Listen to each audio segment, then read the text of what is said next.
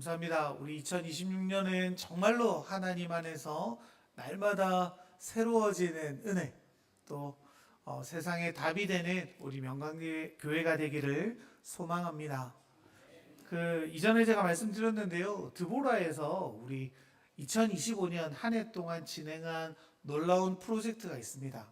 이게 뭐냐면 하루에 100원씩 모아서 저금통을 만들어서 우리 어려운 이웃들에게 돕자라고 해서 다 모아가지고 저한테 주셨어요. 어떤 분들은 귀찮으셨는지 36,000원 지폐로 딱 넣은 분들도 계시던데, 네. 제가 막 세봤어요. 저금통에 넣으신 분들도 있고, 저금통이 없으셨는지 봉다리에 넣으신 분들도 있고, 봉투에 넣어주신 분들도 있고 한데요. 15개 모아주셨습니다. 사실 얼마인지 제가 잘 몰라가지고 우선 이렇게 박스에 넣어가지고 탁 넣어뒀는데요. 저희 막내 아들이 또 그걸 딱 본 겁니다. 그래서 아빠, 돈이 왜 이렇게 많아? 이거 하오나 어려운 사람들 나눠주려고 우리 권사님들이 모았어. 이랬더니 저희 아들이 그러는 거예요. 아빠, 근데 내가 좀 어려운데. 이걸 어떻게 써야 될지 계속 고민했어요. 그러다가 제가 부산지구종합사회복지관 전화를 드렸습니다. 그래서 이거 금액이 되게 클 것 같진 않은데 이렇게 드리려고 하는데 계급 이동에 사는 아이 한 명을 지정했으면 좋겠다. 그래서 그 아이에게 1년간 장학금으로 이걸 좀 전달해 주고 싶은데 괜찮겠냐 해서 부산지구종합복지관 분께서 아이 한 명을 선정해 주시기로 하셨습니다. 그럼 저희가 그 아이 만나서 이렇게 금액을 전해 주려고 하는데요. 그 복지사께서 저한테 그런 거예요. 그럼 목사님, 죄송한데 동전을 좀 지폐로 바꿔주시면 좋겠습니다. 그래가지고 제가 또 은행에 가야 됩니다.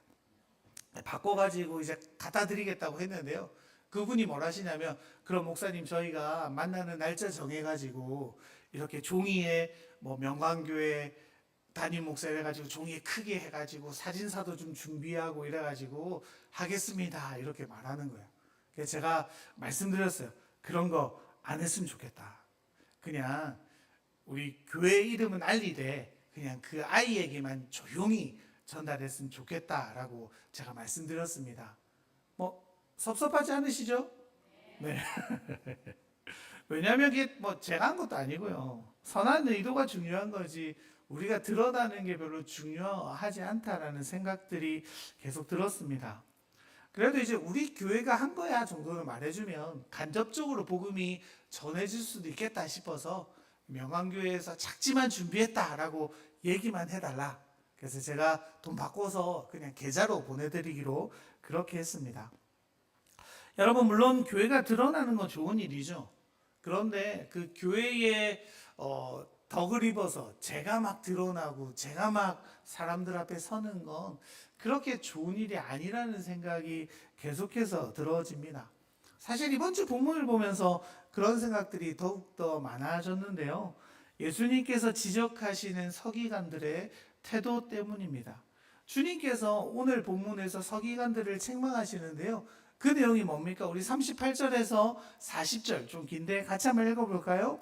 예수께서 가르치실 때에 이르시되 옷을 입고 다니는 것과 시장에서 문안받는 것과 서기관들을 삼가라. 그들은 과부의 가산을 삼키며 외식으로 길게 기도하는 자니 그 받는 판결이 더욱 중하니라 하시니라. 주님께서 그들의 모습과 그들의 행동에 대해서 책망하시는 장면이죠. 오늘의 본문을 보면 그들이 어떤 옷을 입고 다닌다고 했습니까? 긴 옷을 입었다라고 말하고 있죠.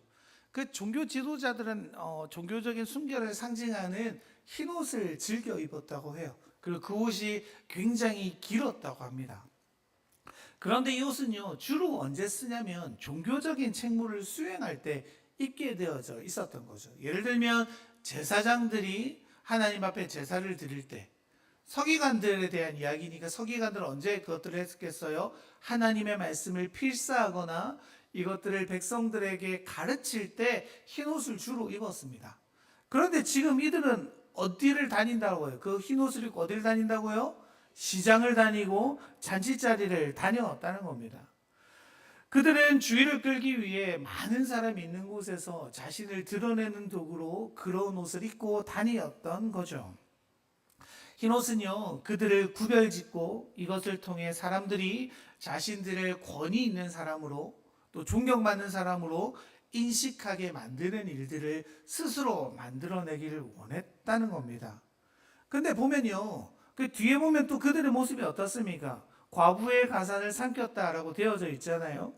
그 당시의 서기관들은요, 보수를 따로 받지 않았습니다. 바리새인들도 마찬가지였고요. 그럼 이들 어떻게 먹고 살았을까요? 그 이스라엘 백성들이 그냥 그들에게 기부하는 것으로 먹고 살았던 겁니다. 그러니까 독실한 유대인들이 그들을 섬기면서 자신의 감사를 표현하고 또 그들을 섬김으로 또 하나님을 섬긴다라고 스스로 생각했던 거죠. 그런데 여러분 문제가 뭐냐면 이들이요 그들의 믿음을 이용해서 자기 배를 불리는 데 사용했다는 겁니다. 이들이 존경받는 위치에 있는 자들이니까 그 당시에 있었던 많은 사람들이 어떻게 했냐면 자신의 재산 전체를 이 서기관들에게 관리를 해달라고 맡기는 일들이 허다했다고 해요. 특별히 과부들이 그렇게 했다는데 왜 그랬을까요? 과부들은 그 당시에 뭐 아무런 힘이 없었잖아요. 능력도 없었습니다. 그러니까 자기의 재산을 잘 관리해주고 자신의 그런 재산들을 보호해줄 사람으로 그 당시에 있었던 종교 지도자들, 바리새인들과 서기관들에게 자신의 재산을 맡기고 조금씩 타갔던 거죠. 그런데 지금 이들의 행태는 어떤 거예요? 그 과부들의 그 재산들을 자기가 가져서 자신의 배불리는 데 사용했다라고 이야기하는 겁니다. 그러니까 이들이요 시장에서 잔치자리를 다니는 이유가 뭡니까? 자신을 드러내고 자신의 존경을 표하는 사람들의 인정을 받고 또 돌아다니면서 자신에게 한 푼 주는 사람들의 그 돈을 폭식하기 위해서 그들이 그렇게 다녀왔다는 거죠. 서기관들은요 율법 교사로서의 자신의 우선순위를 망각합니다.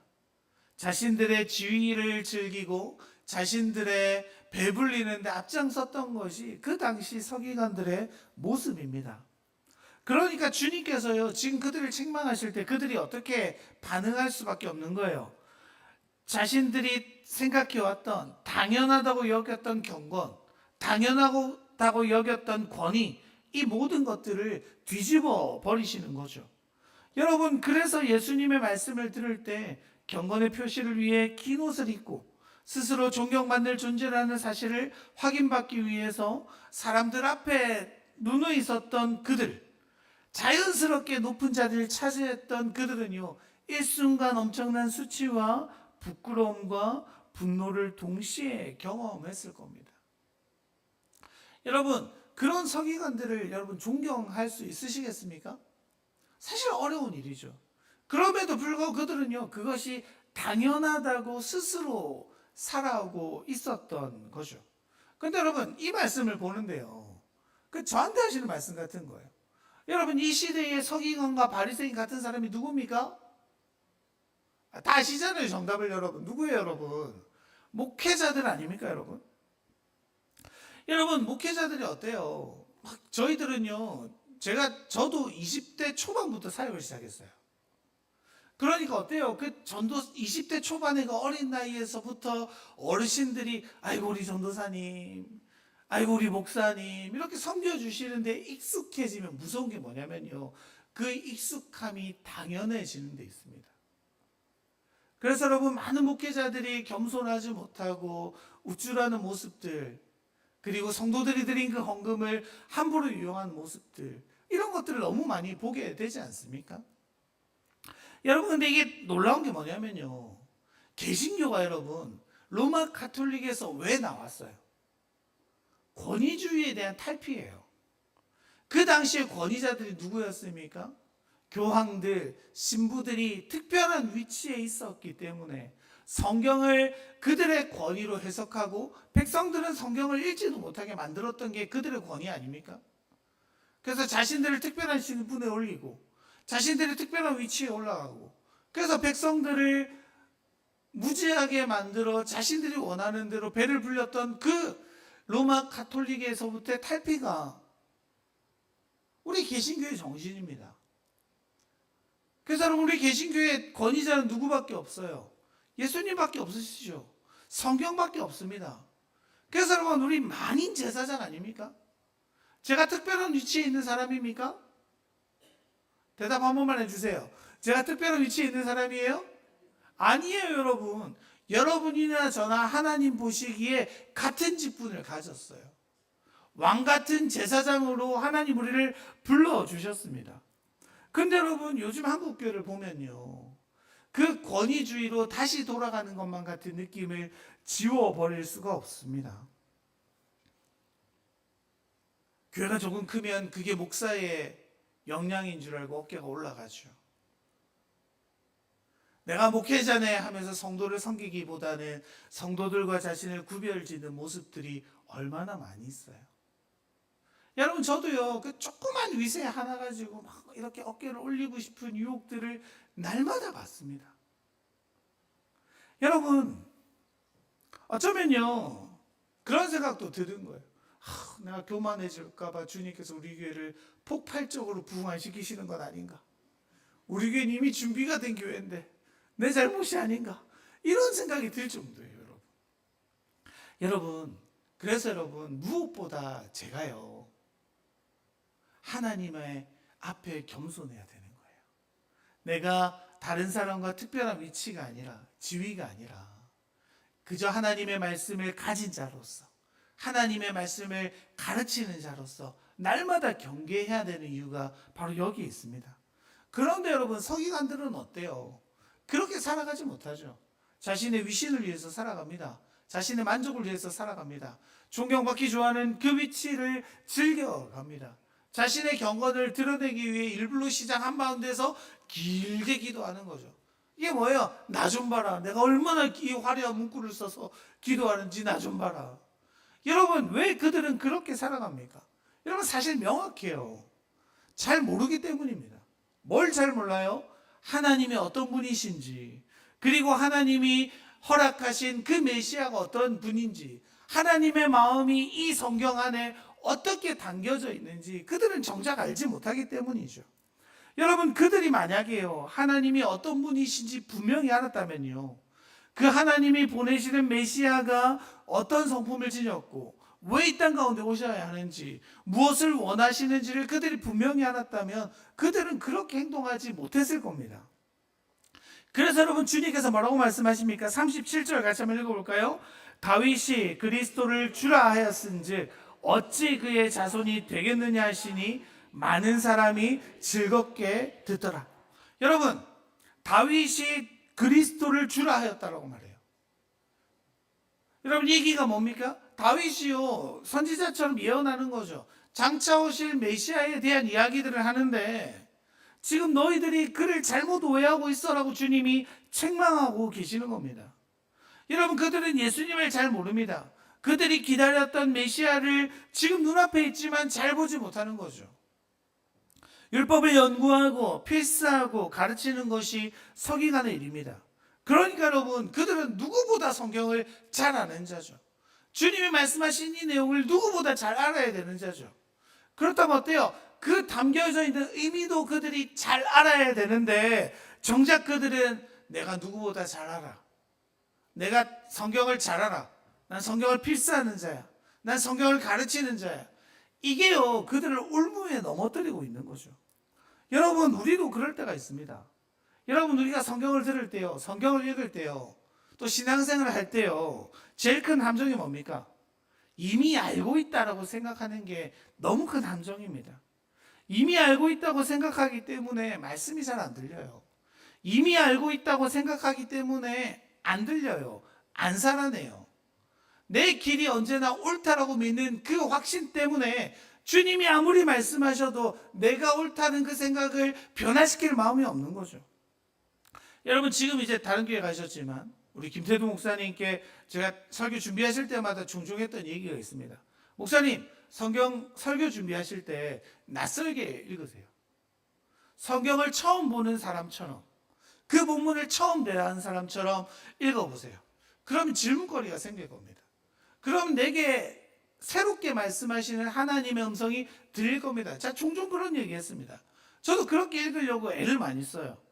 여러분, 우리도 그렇습니다. 우리가 날마다 묵상하는 성경 말씀이 있잖아요. 큐티 본문이 있잖아요. 그것들을요, 내가 알아왔던 방식대로, 상식대로 대략 보고 마는 그런 식으로 하면요, 우리는 새로운 것들을 발견하지 못해요. 주님이 내게 주시는 그 분명한 음성을 듣지 못합니다. 그 짧은 본문이라도요, 천천히 묵상하면서 본문과 대화하고 질문하고 이렇게 하는 것들이 우리에게 너무나도 필요합니다. 여러분, 왜 그렇게 하는 거예요?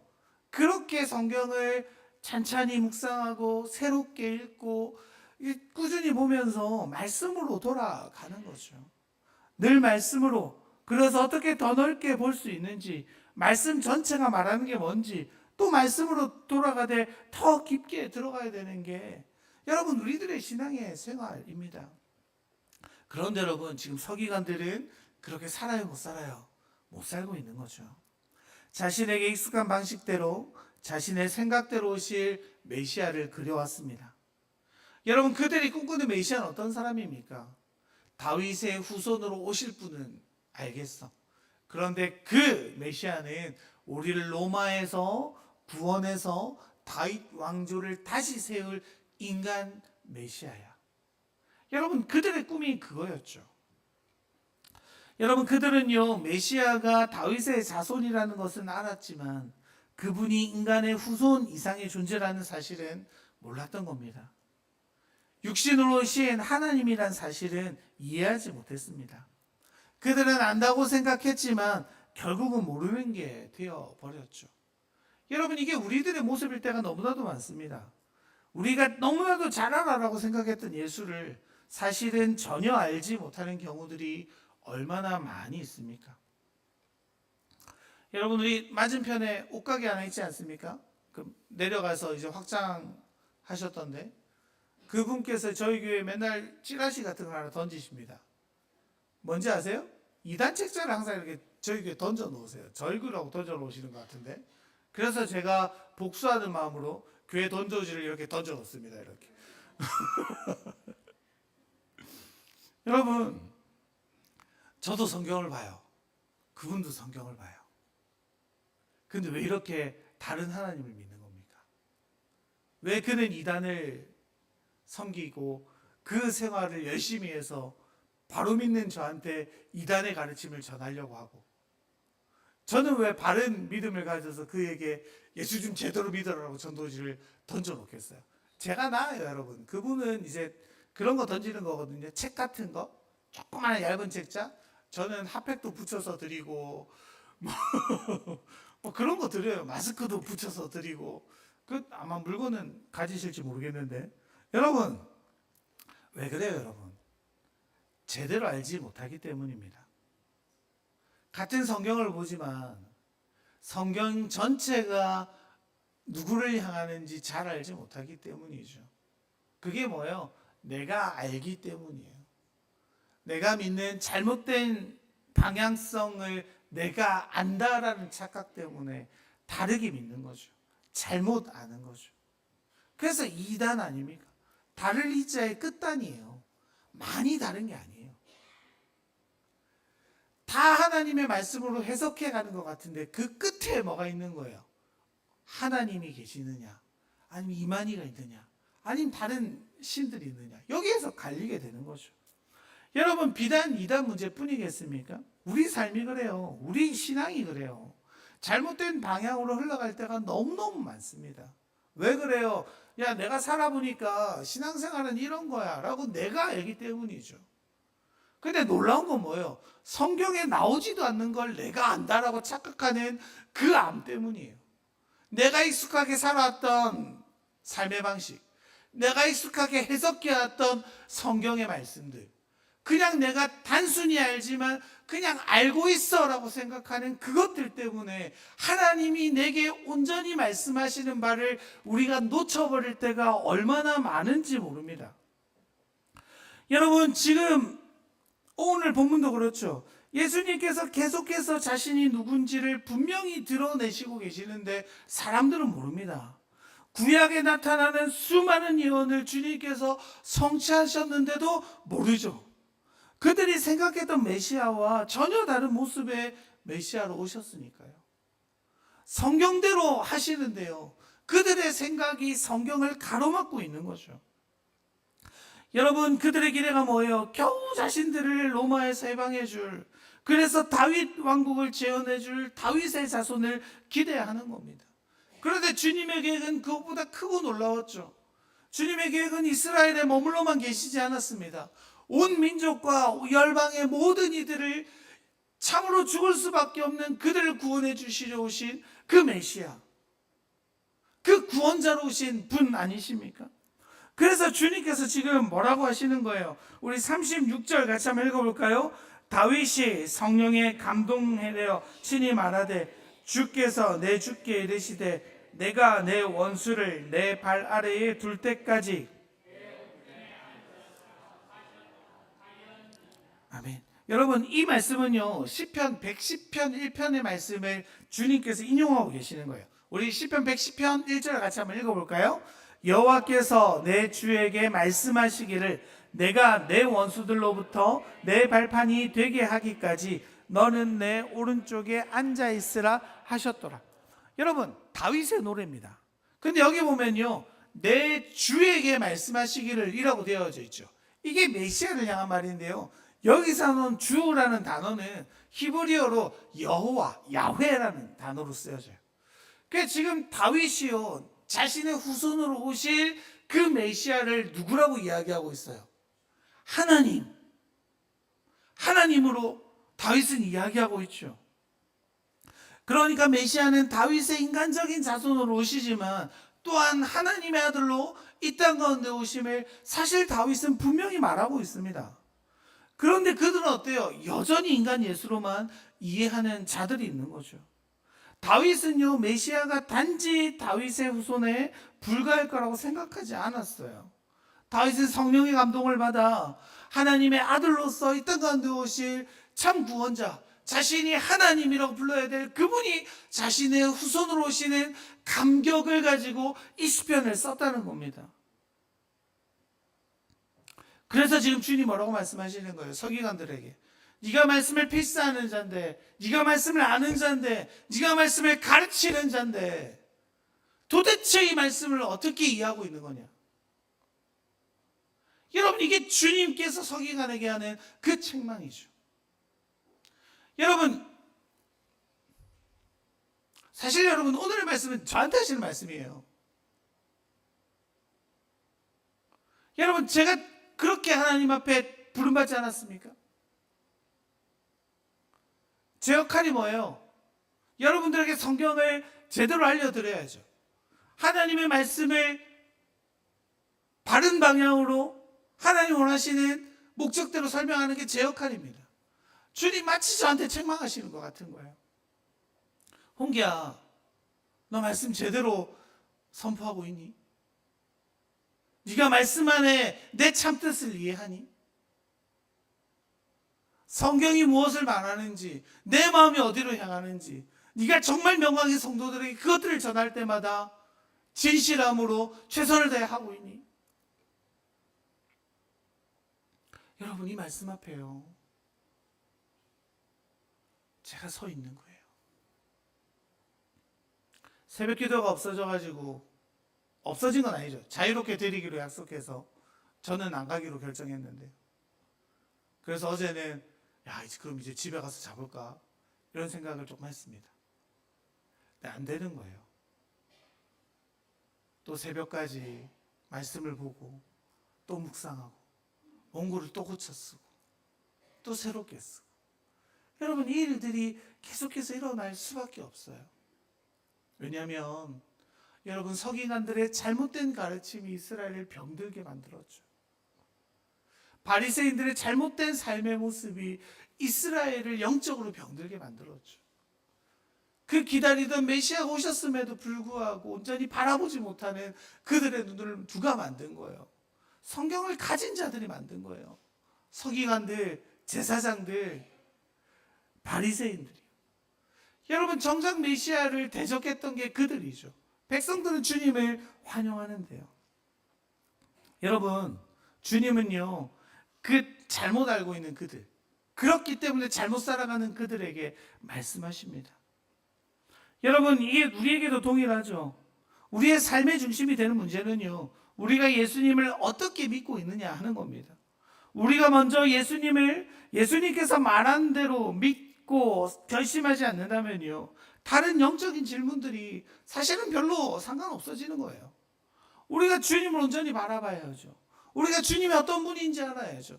내가 믿는 분을 바르게 알아야지 그분의 뜻을 믿고 살아갈 것 아닙니까? 여러분, 송구 영신예배 때 써주신 기도의 제목들 계속 이제 어제도 종일 보면서 읽고 기도하고 웃다가 울다가 그랬어요. 근데 그 기도 제목 중에 이렇게 써져 있어요. 제가 똑같이 써거든요. 말씀대로 제발 내가 좀 죽고 하나님께서 드러나시길. 여러분, 그 기도 제목을 보는데요, 정말 이게 우리의 삶의 모습이겠다. 내가 죽고 주님이 살아나야 되면 아는데 잘 못하니까요. 이거 뭐라고 하냐면 좀 제발 그랬으면 좋겠다. 여러분, 어떻게 하면 주님이 드러나요? 알면 알수록 겸손해질 수밖에 없습니다. 알면 알수록 주님을 드러내는 삶으로 살아갈 수밖에 없습니다. 여러분, 서기관들이 왜 겸손하지 못했습니까? 주님이 어떤 분인지 몰랐으니까요. 주님은 겸손의 왕으로 이 땅 가운데 오셨습니다. 우리를 위해 죽어주셨고 우리를 위해 부활하셨죠. 주님의 삶은요, 철저히 우리를 향해 맞춰져 있는 삶이죠. 성경이 말하는 삶은요, 사실 경험되어진 삶을 말합니다. 살아내는 삶이죠. 주님을 단순히 지식적으로 아는 게 아니라요, 정말 내 삶에서 깊이 묵상하고 경험하고, 그리고 주님이 어떤 분인지 알아갈 때 우리는 살아낼 수 있게 되어지는 거예요. 여러분, 여러분이 믿는 주님은 어떤 분이십니까? 우리는요, 믿는 만큼만, 우리의 믿음만큼만 살아갈 수 있어요. 예수님을 아는 만큼만 또 믿을 수 있죠. 우리가 주님을 더 알면 알수록요, 주님 안에서의 풍성한 은혜들을 경험하게 될 겁니다. 그런데 주님 없이 내가 생각하는 주님을 그려서 신앙생활을 하게 된다면요, 죄송하지만 주님을 위한 삶이 아닐 수 있어요. 2026년 주님을 더욱더 알아간 우리가 되길 소망합니다. 알게 된 주님을 믿어간 우리가 되길 소망합니다. 그 믿어간 주님을 살아내는 우리가 되길 소망합니다. 그렇게 되어질 때 우리 교회는 정말로 세상의 답이 되는 교회가 되어질 겁니다. 그 주님의